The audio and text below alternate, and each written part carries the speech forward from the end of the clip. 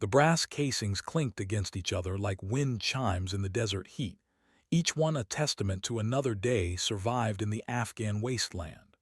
Staff Sergeant Kieran Ghost Blackwood crouched in the powdery dust, methodically collecting the spent ammunition from their morning patrol.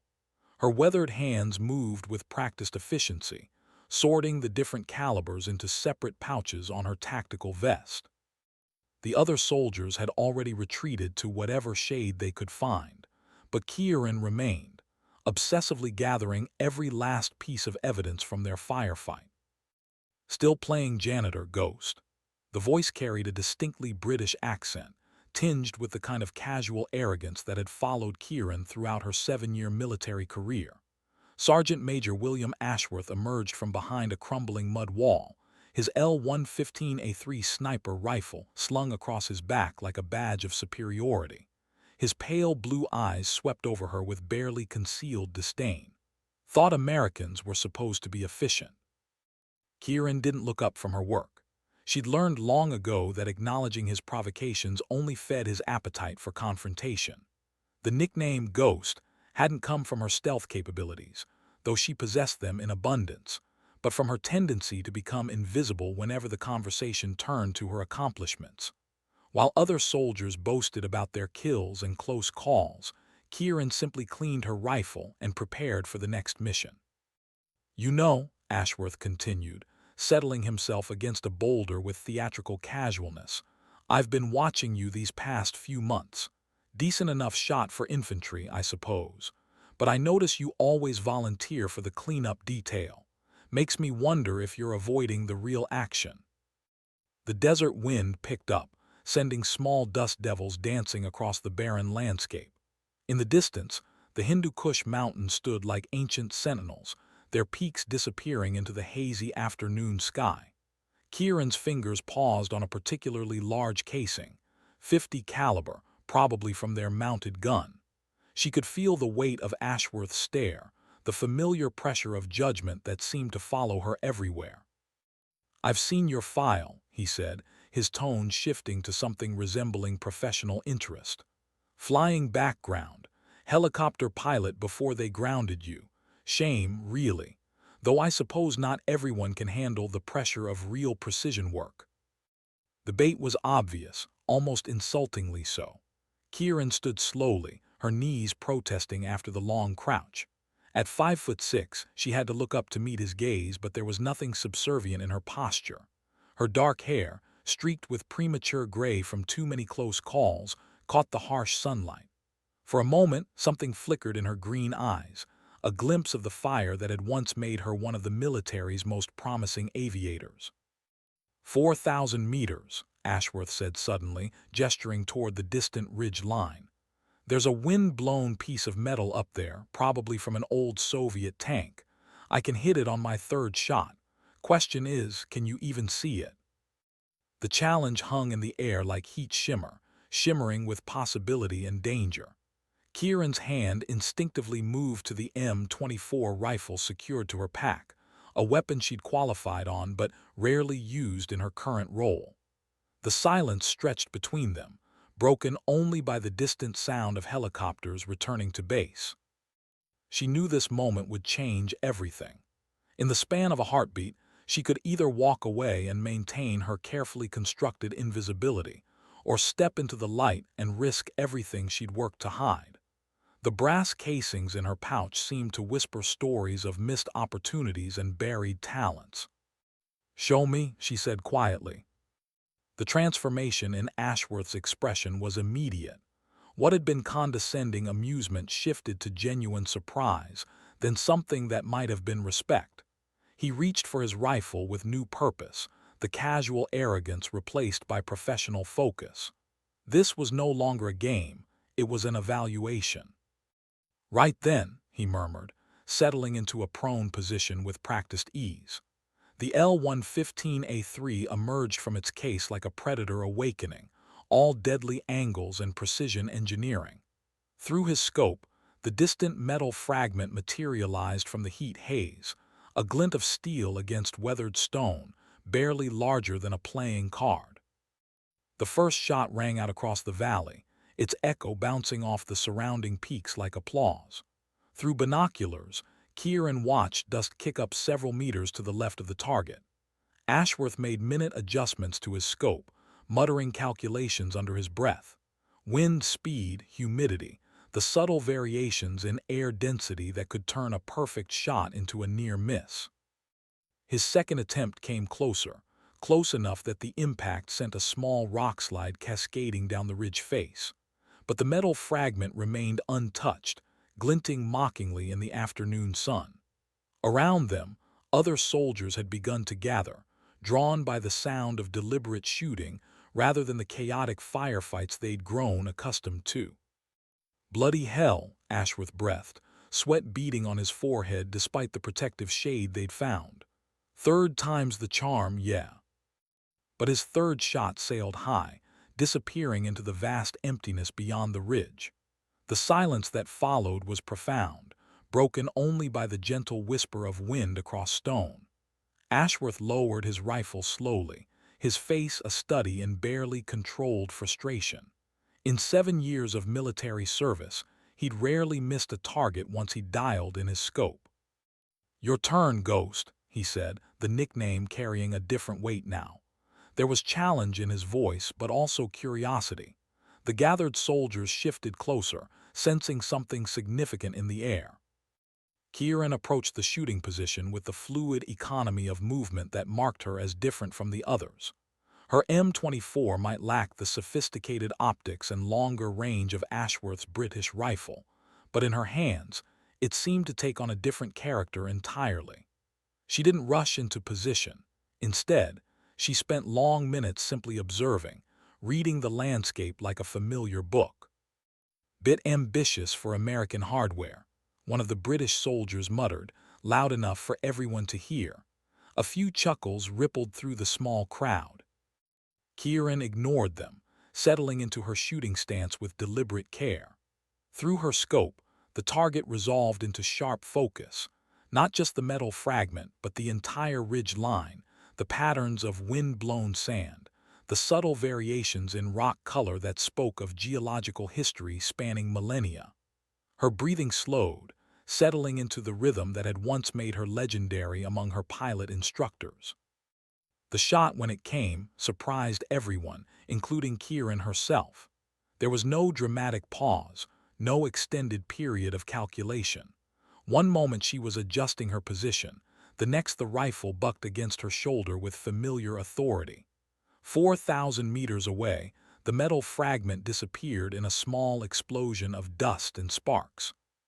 The silence was absolute. "Bloody fucking hell," Ashworth whispered, his professional composure completely abandoned. He pressed his eye to his spotting scope, adjusting the focus desperately. That's not possible, not with that rifle, not at that range." But the evidence was undeniable. Where the target had been, only empty stone remained. Around them, the gathered soldiers stood in various states of shock and disbelief. Some were already reaching for their phones, though the footage would never capture the true impossibility of what they'd just witnessed. Kieran ejected the spent casing from her rifle, adding it to her collection pouch with the same methodical precision she'd shown earlier. She didn't celebrate, didn't acknowledge the stunned faces surrounding her. Instead, she simply secured her weapon and prepared to return to her duties. "Wait," Ashworth called, scrambling to his feet. "Just wait a bloody minute. How? I mean, the wind alone should have." "Lucky shot," Kieran replied, her voice carrying no emotion whatsoever. But something in her posture had changed. The careful invisibility she'd cultivated was beginning to crack, revealing glimpses of the person she'd once been. That evening, word of the impossible shot had spread throughout the forward operating base like wildfire. In a place where legends were currency and reputation could mean the difference between a good assignment and a dangerous one, Kieran's feat had elevated her from anonymous support staff to something approaching mythical status. But with recognition came attention, and attention brought questions she wasn't sure she was ready to answer. She found herself in the command tent, facing Lieutenant Colonel Morrison, a career officer whose weathered face spoke of too many deployments and too many difficult decisions. Behind him, a detailed topographical map of their area of operations covered an entire wall, marked with red pins indicating known enemy positions and blue flags showing friendly checkpoints. Staff Sergeant Blackwood, Morrison began, settling into his folding chair with obvious fatigue. I've been hearing some interesting reports about your activities today. Something about an exceptional display of marksmanship.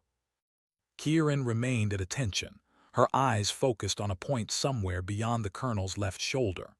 Through the tent's open flap, she could see other soldiers going about their evening routines, cleaning weapons, writing letters home, sharing stories over MREs heated on portable stoves. It was a world she'd been part of but never truly belonged to. Permission to speak freely, sir. Granted. It was just target practice, sir. Sergeant Major Ashworth was demonstrating British sniper techniques. I was observing and learning. Morrison's eyebrows rose slightly. Observing and learning, I see. And your observation resulted in hitting a 4,000-meter target that a trained British sniper missed 3 times. The question hung in the air like smoke from their evening fires. Kieran could feel the weight of the moment, the sense that whatever she said next would determine not just her immediate future, but the trajectory of everything that followed. She'd spent so long hiding her capabilities, burying her past under layers of competent mediocrity. Now, in a single shot, all of that careful construction was threatening to collapse. Yes, sir. Morrison leaned back in his chair, studying her with the intensity of someone reading a tactical assessment. Blackwood, I've reviewed your file. Helicopter pilot, grounded after an incident in Iraq 3 years ago. Flight status revoked pending investigation. Investigation concluded with no fault found but flying privileges never restored. Reassigned to infantry support. Exemplary service record but nothing that would indicate the kind of shooting we witnessed today. The facts of her career laid out so clinically made her stomach tighten. The incident, Morrison referenced so casually, had been the defining moment of her military service, a moment that had cost her everything she'd trained for and dreamed of achieving. Sir, if I may ask, what's the purpose of this discussion? Morrison stood and moved to the map, his finger tracing patrol routes through the mountainous terrain surrounding their base. We're planning an operation, Sergeant. Long-range reconnaissance, deep into contested territory. The kind of mission that requires specialized skills. Skills that might not be obvious from looking at someone's official file. The implication was clear.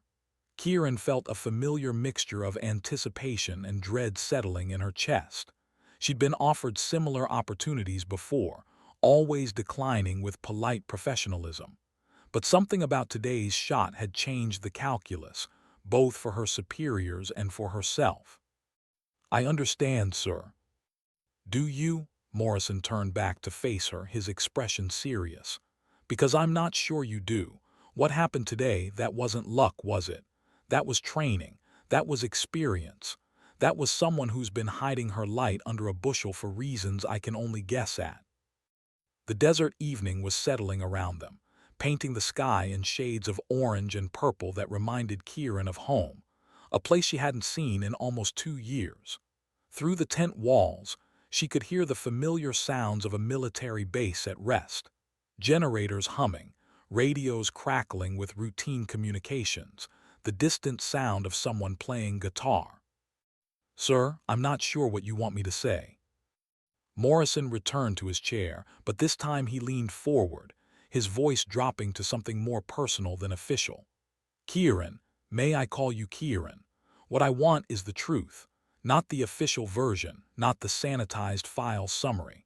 The truth about why one of the military's most promising young pilots is currently collecting brass casings in the Afghan desert. The use of her first name broke through her professional defenses like nothing else could have. For the first time since entering the tent, she allowed herself to meet his eyes directly. What she saw there wasn't judgment or suspicion, but something that looked almost like understanding. "It's complicated, sir. The best stories usually are." The invitation to speak was clear, but Kieran found herself struggling with where to begin. How did you explain 3 years of carefully constructed invisibility?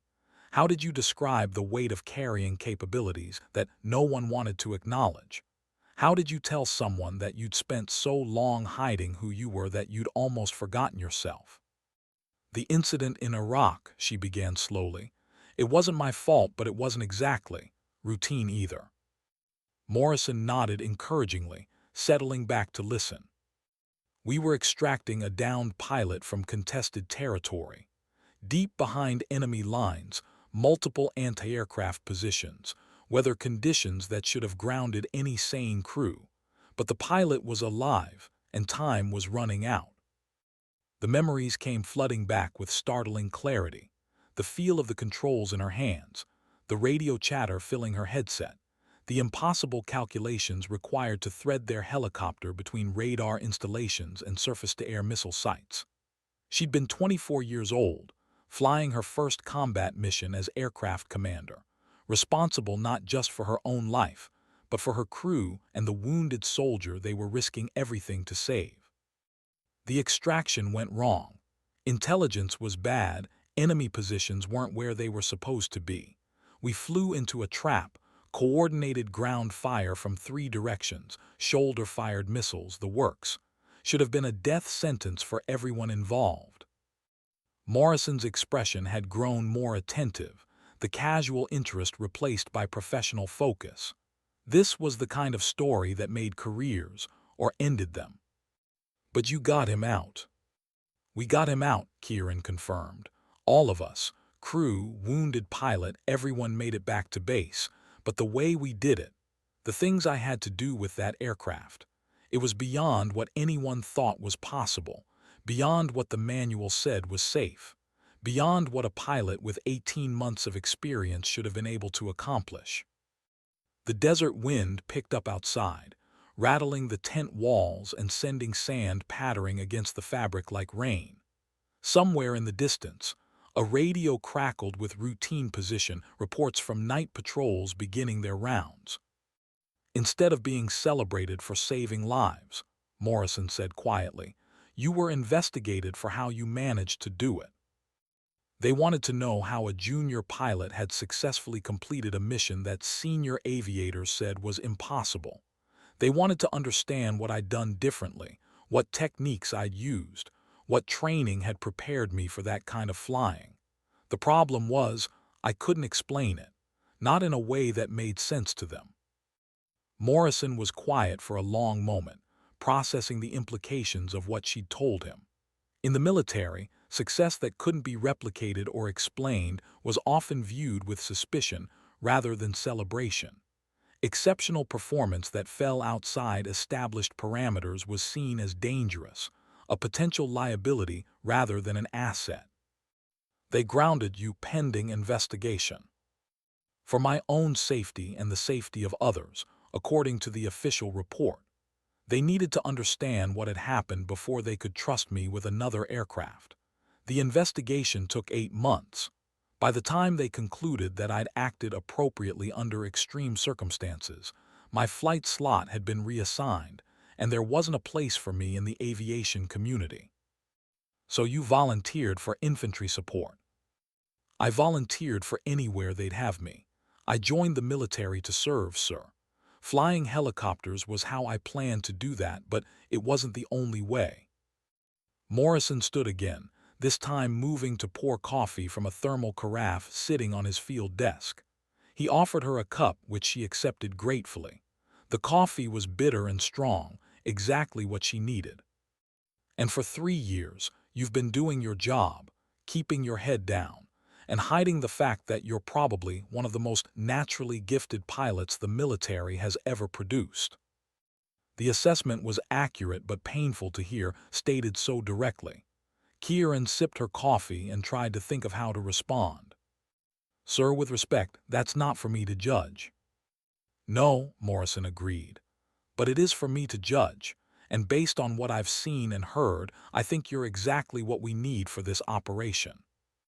The conversation had reached the moment Kieran had been dreading since walking into the tent. She'd spent 3 years successfully avoiding situations that might require her to demonstrate her true capabilities. Now, with a single impossible shot, all of that careful avoidance was crumbling around her. What kind of operation? Morrison returned to his map, pointing to a region deep in the mountains where several red pins clustered around what appeared to be a valley system. Intelligence indicates a high-value target operating out of this area. Someone who's been coordinating attacks against our convoys and forward positions. We need eyes on the target, real-time intelligence about his activities, and if possible, direct action to eliminate the threat. Kieran studied the map, noting the terrain features and the distance from their current position. It was rough country, the kind of place where a traditional ground assault would be detected long before it could be effective. The kind of mission that would require unconventional approaches and extraordinary skills. How deep? 40 kilometers behind enemy lines. Insertion by helicopter, but extraction would be dependent on circumstances. Could be pickup, could be overland to a secondary site. Could be a week, could be longer. The scope of the mission was becoming clear, and with it, the reason for Morrison's interest in her background. This wasn't just about marksmanship. This was about someone who could adapt to changing circumstances, who could accomplish impossible things when the situation demanded it. "Sir, I haven't flown a combat mission in 3 years. I'm not asking you to fly, Sergeant. I'm asking you to do what you did today. Demonstrate that sometimes the impossible is just another word for difficult." The weight of the decision pressed down on her like the desert heat. For 3 years, she'd been safe in her invisibility, protected by her anonymity. But safety came with a cost, the gradual erosion of everything that had once made her feel alive. The shot today had reminded her of who she used to be, and more importantly, who she still could be. "I'll need to think about it, sir." Morrison nodded, understanding the magnitude of what he was asking. "Take your time, but not too much time. We move out in 72 hours. As Kieran left the command tent, stepping out into the clear desert night, she felt the familiar sensation of standing at a crossroads.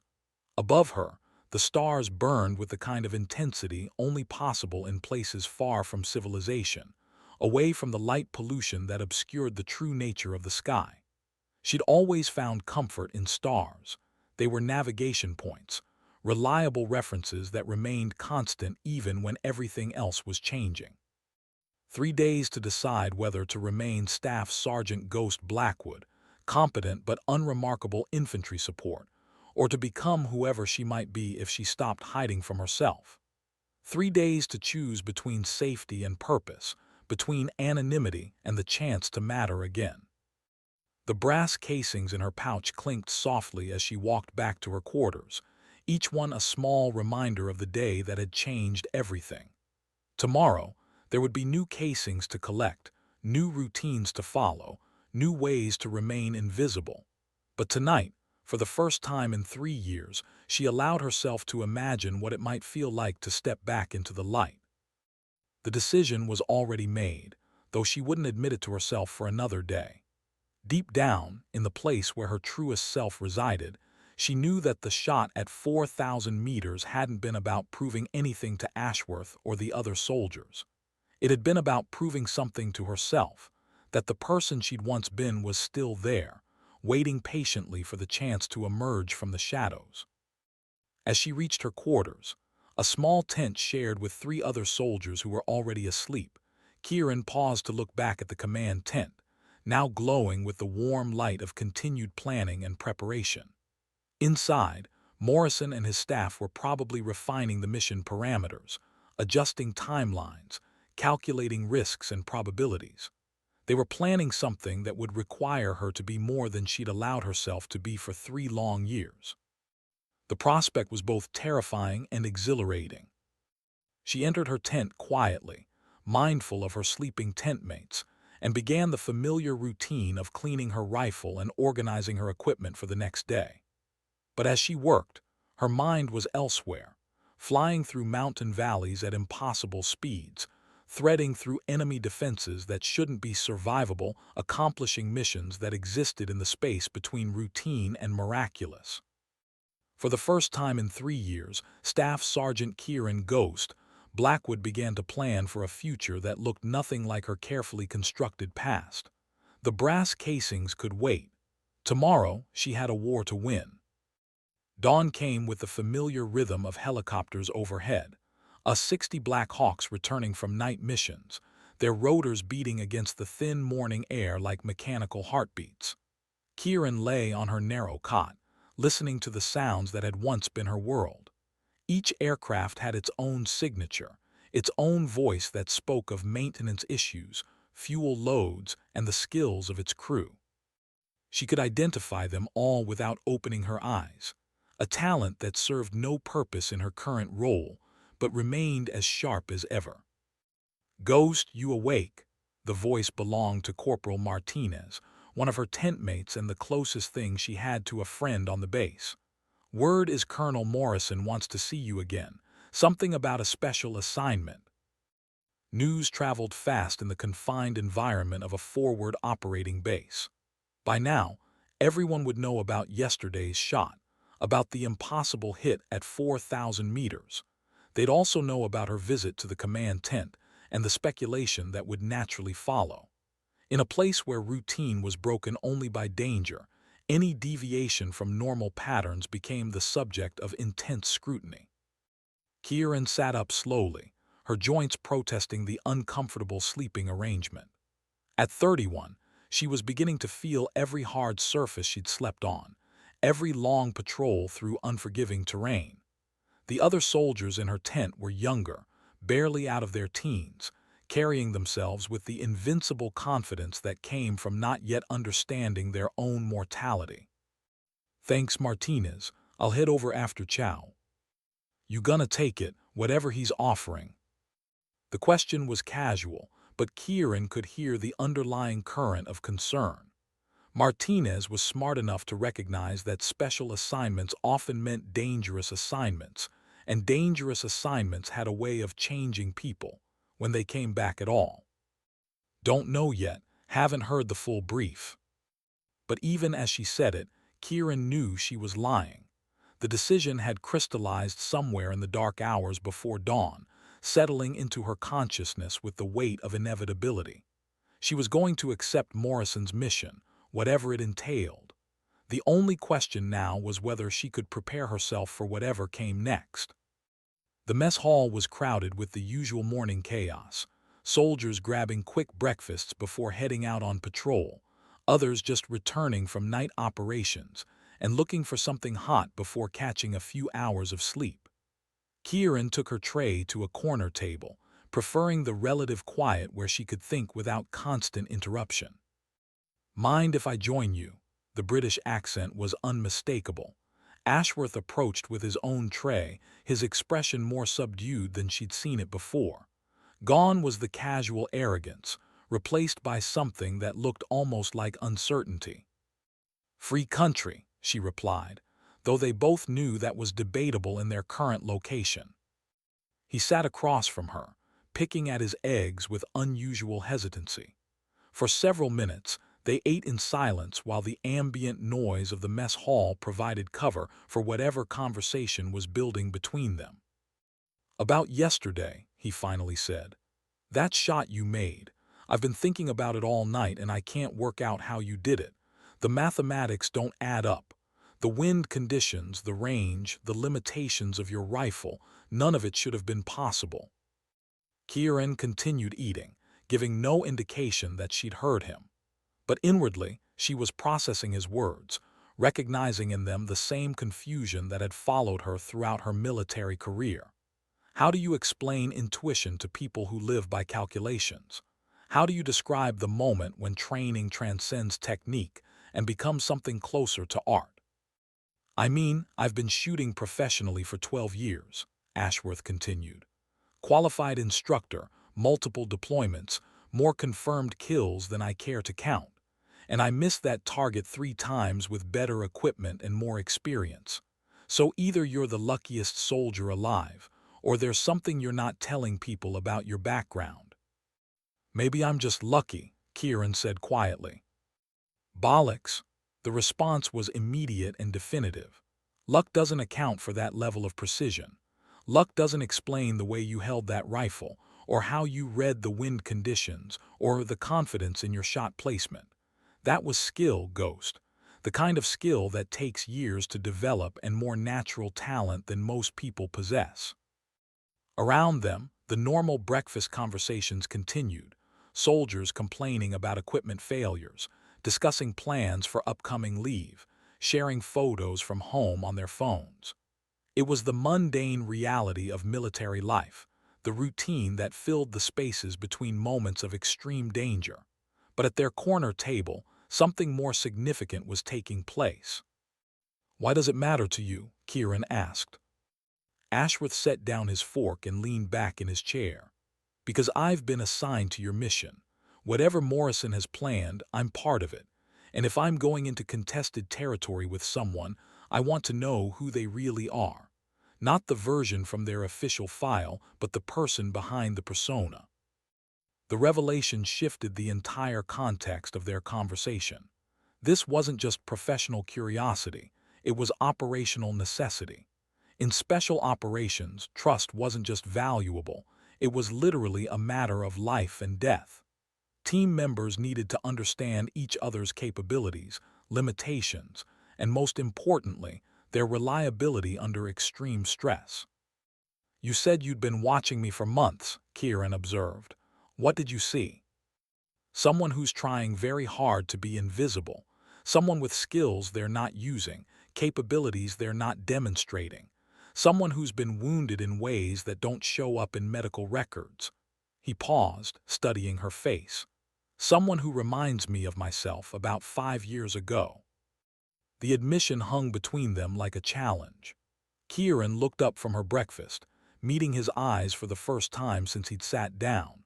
What she saw there wasn't the casual superiority she'd expected, but something more complex, recognition, perhaps, or the kind of understanding that came from shared experience. "What happened 5 years ago?"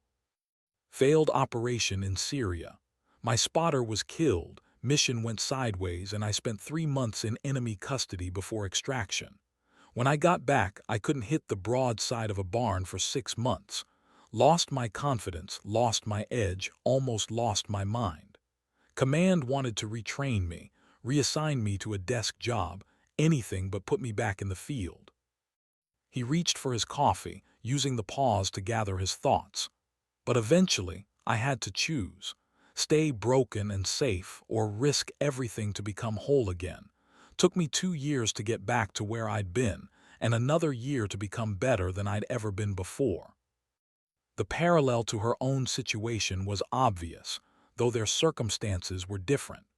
Where she'd been grounded for succeeding too spectacularly, he'd been sidelined for failing at a critical moment. But the end result was the same: talented soldiers forced to rebuild their identities around their perceived limitations rather than their actual capabilities. "And now I'm the best bloody sniper in Her Majesty's army," he said with a slight smile.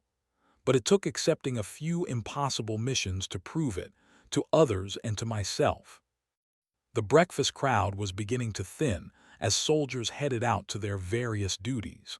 Soon, Kieran would need to report to Morrison for her final briefing, but she found herself reluctant to end this unexpected moment of honesty. "The shot yesterday," she said slowly. "It wasn't luck, but it wasn't entirely skill either. It was something else, a combination of training, instinct, and maybe a little bit of desperation to prove that I'm still the person I used to be." "And who did you used to be?" For the first time in 3 years, Kieran allowed herself to answer that question honestly. Someone who could do impossible things when they mattered most. The command tent had been transformed overnight into something resembling a proper briefing room. Maps covered every available surface, Satellite photos were pinned to improvised display boards, and a portable projector cast detailed terrain imagery onto a makeshift screen. Morrison stood at the center of it all, surrounded by a small team of officers and NCOs who fell silent as Kieran entered. "Staff Sergeant Blackwood, thank you for coming.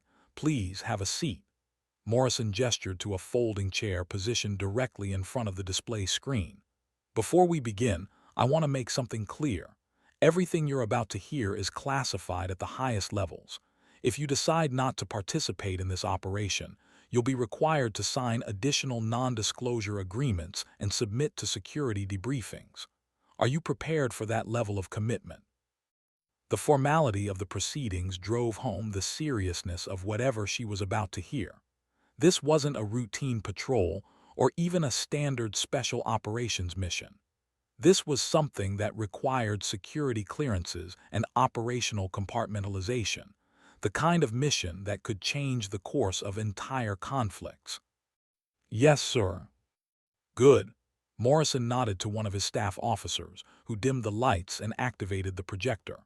The screen filled with a detailed satellite image of mountainous terrain, marked with various symbols and annotations. What you're looking at is the Koringal Valley, approximately 60 kilometers northeast of our current position. For the past 8 months, this area has been a staging point for increasingly sophisticated attacks against coalition forces. The image zoomed in, revealing individual compounds and what appeared to be fortified positions carved into the mountainsides. Even from satellite altitude, the defensive preparations were obvious. This wasn't a temporary hideout, but a permanent stronghold designed to withstand significant military pressure. Intelligence indicates that a high-value target known as the Engineer has been coordinating these attacks from somewhere in this valley. We believe he's responsible for at least 37 separate incidents, including the roadside bombing that killed 6 of our people 3 weeks ago. Kieran felt her stomach tighten at the mention of casualties. She'd known some of those soldiers, not well, but well enough to feel the loss personally. In the tight community of a forward operating base, every death resonated through the entire unit. "The problem," Morrison continued, "is that this valley is essentially impregnable to conventional assault. The approaches are heavily defended, the terrain favors the defenders, and our intelligence suggests that any large-scale military operation would be detected long before it could be effective. By the time we fought our way in, the target would be long gone." Another officer stepped forward, pointing to specific locations on the displayed map. "However, there is one possible approach, a narrow canyon system on the eastern side of the valley that appears to be lightly defended, possibly overlooked because the terrain is so challenging that most people would consider it impassable." "Impassable for most people," Morrison added pointedly, "but not necessarily for someone with the right combination of skills and experience." The implications were becoming clear. This wasn't a mission for a large team or conventional tactics. This was something that would require a small group of specialists, operating independently and relying on their individual capabilities rather than overwhelming firepower. "What's the objective?" Kieran asked. "Phase 1, infiltration and reconnaissance. Get eyes on the target, confirm his location and activities, gather intelligence about his operation and security measures. Phase 2, if the opportunity presents itself, direct action to eliminate the threat. Phase 3, extraction by whatever means necessary." The clinical language couldn't disguise the reality of what they were discussing. This was an assassination mission, pure and simple. The kind of operation that existed in the gray areas between military action and covert intelligence work. "Team composition." Morrison gestured to the other personnel in the tent. "4-person team. Yourself as team leader and primary reconnaissance specialist. Sergeant Major Ashworth as sniper and overwatch. Staff Sergeant Chen as communications and technical specialist. Corporal Williams as medic and explosive ordnance expert." Kieran recognized Chen from previous operations, a quiet, competent soldier with a reputation for being able to make any piece of electronic equipment function under impossible conditions. Williams was younger, but she'd heard good things about his medical training and his ability to improvise solutions under pressure. Why me as team leader? The question came out more directly than she'd intended, but it was legitimate. Her official rank and experience didn't necessarily qualify her to lead a mission of this complexity. Because, Morrison said simply, you're the only person on this base who's proven capable of doing impossible things when the situation requires it. And based on everything we know about this mission, impossible is exactly what we're going to need. The briefing continued for another hour, covering insertion methods, communication protocols, contingency plans, and rules of engagement. But throughout the technical discussion, Kieran found herself thinking about the broader implications of what she was being asked to do. This mission would require her to be everything she'd once been and more, to step fully out of the shadows and accept responsibility not just for her own actions, but for the lives of 3 other soldiers. As the briefing concluded, and the other officers began to file out, Morrison approached her with a manila folder thick with additional documentation. Your mission packet, he said. Study it, memorize it, then destroy it. You have 18 hours to prepare your team and finalize your equipment requests. Questions? Just one, sir. Why now? Why this mission and why me? Morrison was quiet for a moment, considering his response. When he spoke, his voice carried a weight that suggested he was sharing something personal rather than professional. 6 months ago, my nephew was killed in one of the engineers' attacks. 22 years old, just married, planning to go to college when his deployment ended. Good kid who joined the army to serve his country and ended up dying on a road in Afghanistan because someone was smart enough and organized enough to stay one step ahead of everything we threw at him. The admission transformed the entire context of the mission. This wasn't just about strategic objectives or operational success. It was about justice, and perhaps revenge, for soldiers who had died while their killer remained safely beyond reach. I want him stopped, Kieran. Not captured, not neutralized, stopped, permanently, and I think you're the person who can do it. As she left the command tent with the mission packet tucked under her arm, Kieran felt the full weight of what she'd accepted. For 3 years, she'd hidden from responsibility, from the expectations that came with exceptional capability. Now, in the space of 48 hours, she'd gone from collecting brass casings to leading what might be the most important mission of her career. The sun was setting over the mountains, painting the sky in the familiar palette of orange and red that marked the end of another day in Afghanistan. Around her, the base was settling into its evening routine, patrols preparing for night operations, off-duty soldiers writing emails home, the constant background hum of generators and communications equipment that provided the soundtrack to deployed life. But for Kieran, the routine was already becoming something from the past. Tomorrow, she would step back into the role she'd been trained for, the identity she'd spent 3 years trying to forget. Tomorrow, she would stop being Staff Sergeant Ghost Blackwood and become someone who mattered again. The brass casings in her pocket clinked softly as she walked toward her quarters, but for the first time in 3 years, she didn't stop to organize them into neat, categorized collections. Tomorrow, there would be different casings to collect, the kind that came from missions that changed everything.